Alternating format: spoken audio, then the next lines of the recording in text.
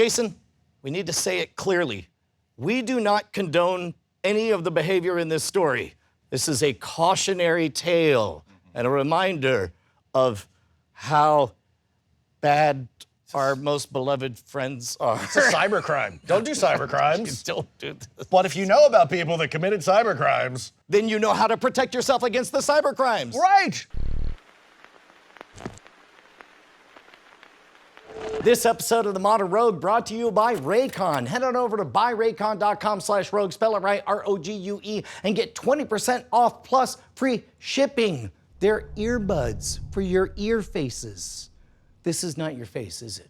I don't think I'm overstating this, Jason, when I say that every single thing we have accomplished together, our entire 20-plus year history, would never have happened if my brother didn't randomly get assigned to what I think would be fair to say is objectively your most scoundrelous friend. Oh, easily, yeah. We're gonna call him Victor. Yes, not his real name.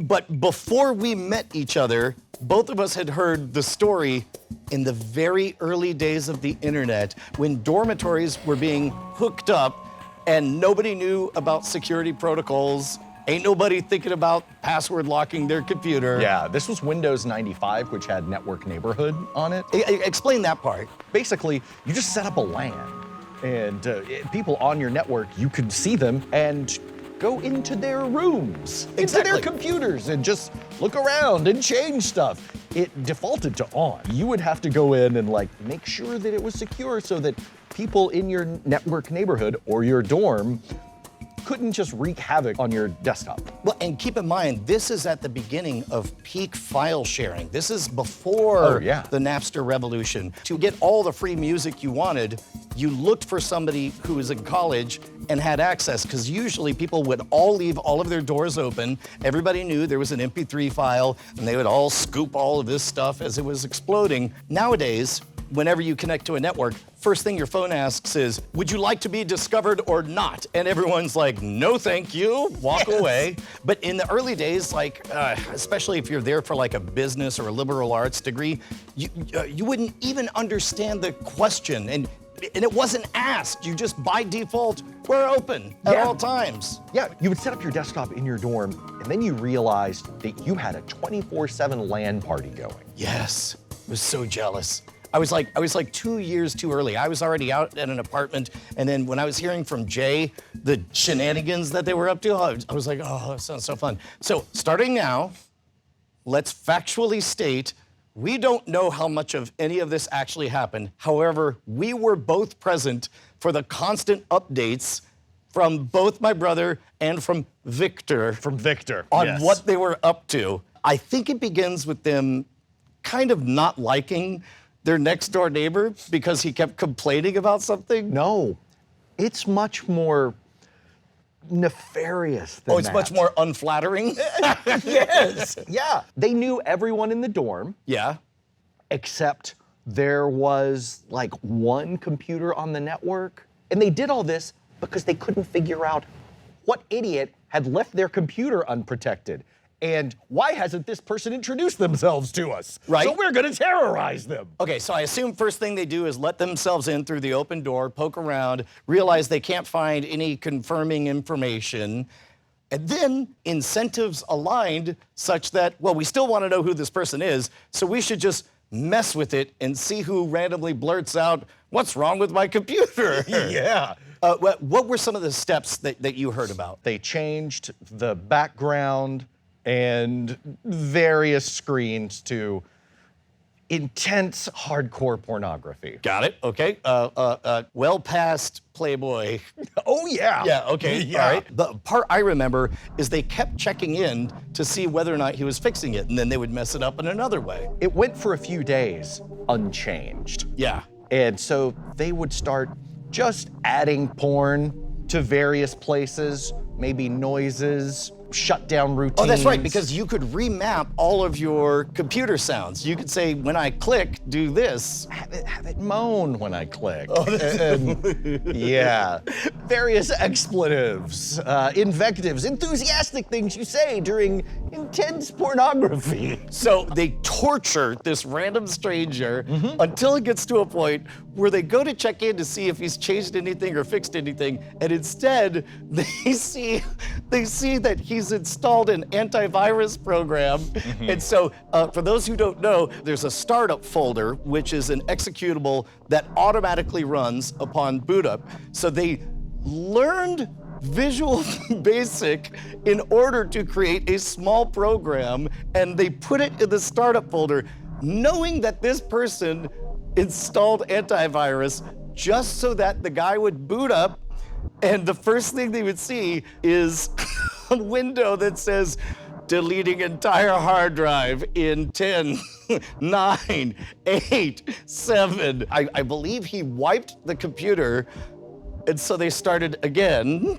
Only this time they were doing things like, at the time, you could probably still do it now, they would change instead of the default Windows logo, they changed that into more hardcore pornography, but only added vaguely threatening message about whether they approved or not of what he was doing. Yeah, I should also state that for some reason, he was being referred to as Mr. Slappy Flappy.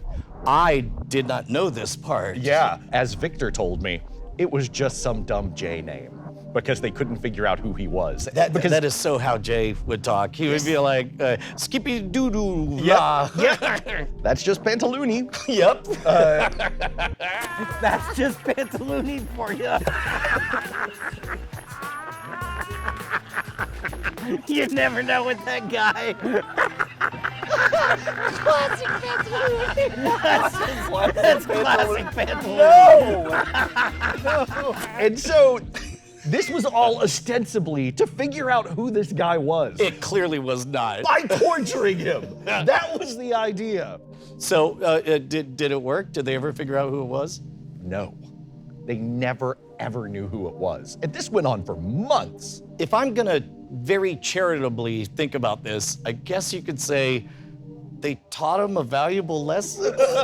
This is like when your dad throws you in the closet and tells you to smoke the entire pack of cigars. Mr. Slappy Flappy finally ended up shutting himself off from the rest of the door. Look, you and I both know that Victor and my brother were just being awful, but it's a true tale of lock down your stuff, people. Practice good security measures. It was good hygiene. This was a long time ago, so he didn't know any better. I like to think now that maybe he works for an internet security firm. I'd like to believe we now get paid by this person for a certain service that enhances security. Or maybe he has learned a few things about his proclivities and that...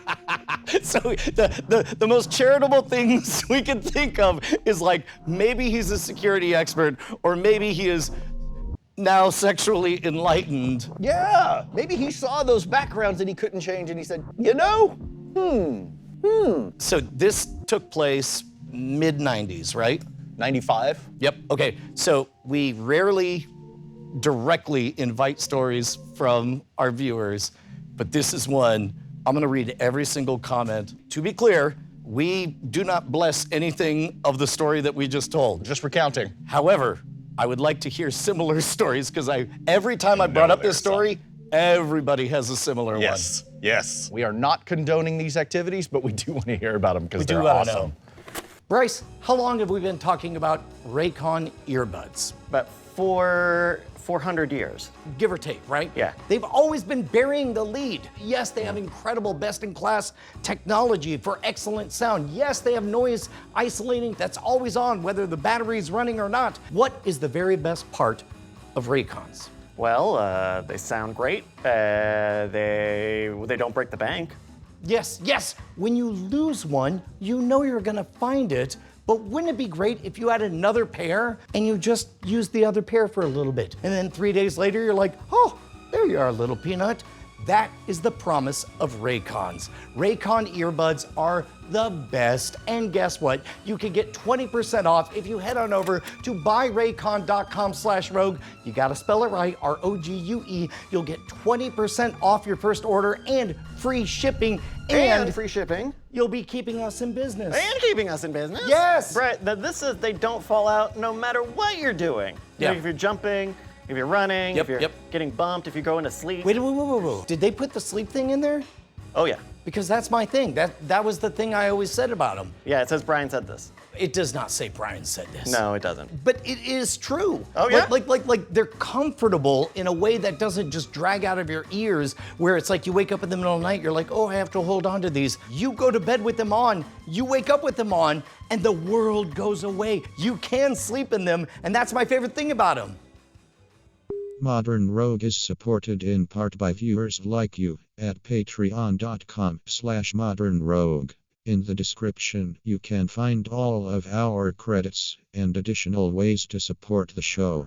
S's and cha-chas, my S's and cha-chas. Cha-chas and S's. S's and cha-chas. S's and cha-chas. That is a thing I guess we do now. S's and cha-chas. S's and cha-chas. Cha-chas and S's. What about S's and cha-chas? What about S's and S-chas and cha-chas? S, cha-cha, cha-cha-cha-cha, S, cha-cha-cha-cha-cha-cha-cha-cha, Sussex.